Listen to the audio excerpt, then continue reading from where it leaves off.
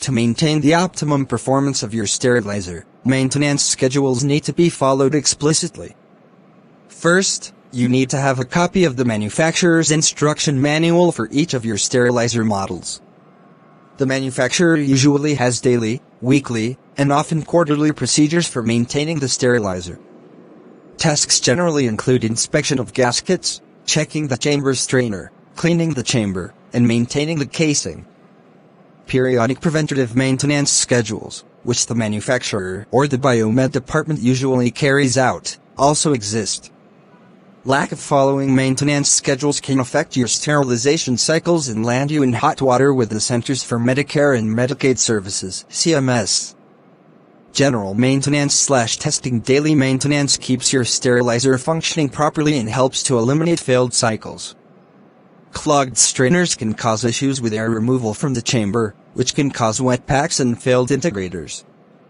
Door gaskets with nicks can allow steam to escape from the door, creating a safety hazard in the department and failed cycles. Improper cleaning of the sterilizer can impede steam circulation and as staining of products within the sterilization load. Daily testing of steam sterilizers includes Bowie-Dick if pre-vacuum cycles are used and biological indicators if not, using a parametric release of sterilization loads. Periodic, weekly testing may also include leak testing of the sterilizer. A Bowie-Dick test is utilized to verify that the vacuum system is functioning properly. It may also detect other sterilizer system leaks. Biological indicators are recommended by the ANSI/AAMI-SD 79, 2017 guidelines to be completed at least weekly, but preferably daily to verify proper sterilization conditions. Leak testing, not to be confused with the Bowie-Dick test, is used to detect sterilizer systems failures such as plumbing and other mechanical issues. A warm-up cycle may be recommended by your sterilizer manufacturer before beginning the testing processes.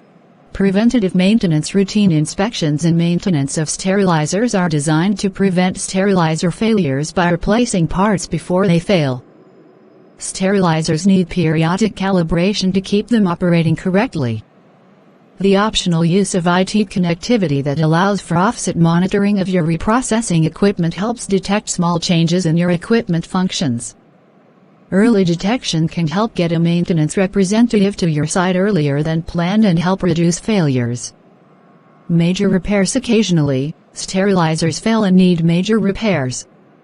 Major repairs include weld repairs of the pressure vessel, replacement of the chamber door, vacuum pump, or a major piping assembly, or rebuilds or upgrades of controls as described in the ANSI/AAMI-SD 79, 2017 guidelines.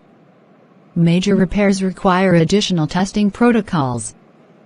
Before placing a sterilizer back into use, 3 consecutive biological indicators and 3 consecutive Bowie-Dick tests for dynamic air removal sterilizers must be completed in an empty chamber. They must pass specifications for each test before placing the sterilizer back online. These protocols are not required after preventative maintenance repairs. In conclusion, as the old cliché says, pay me now, or pay me later. The saying is truly applicable to sterilizer maintenance. Lack of proper maintenance will cost you in dollars by possibly shortening the lifespan of your equipment or, more importantly, by reducing your operating efficiency when your sterilizer is down for repairs. Lost sterilizer efficiency can lengthen instrument turnaround and cost you operating room time. Lastly, CMS action plans for lack of maintenance cost time and money, which none of us have extra of.